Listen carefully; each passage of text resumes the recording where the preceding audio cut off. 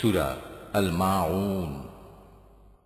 বিসমিল্লাহির রহমানির রহিম। রহমান রহিম আল্লাহ তাআলার নামে।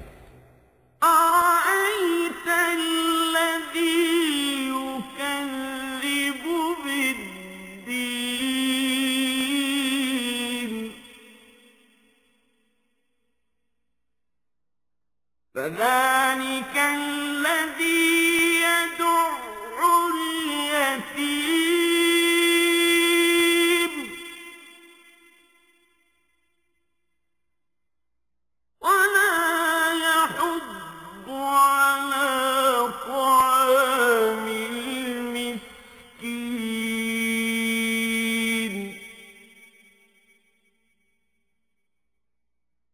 فويل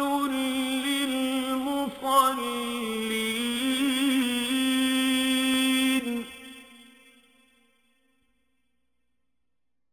الذين هم عن صلاتهم ساهون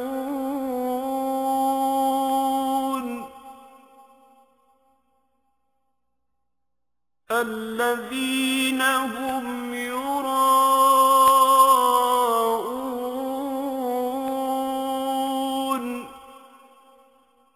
ويمنعون الماعون।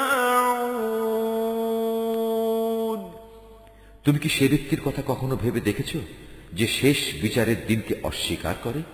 এ তো হচ্ছে সে ব্যক্তি যে নিরীহ এতিমকে গলা ধাক্কা দেয়। মিসকিনদের খাবার দিতে কখনো সে অন্যদের উৎসাহ দেয় না।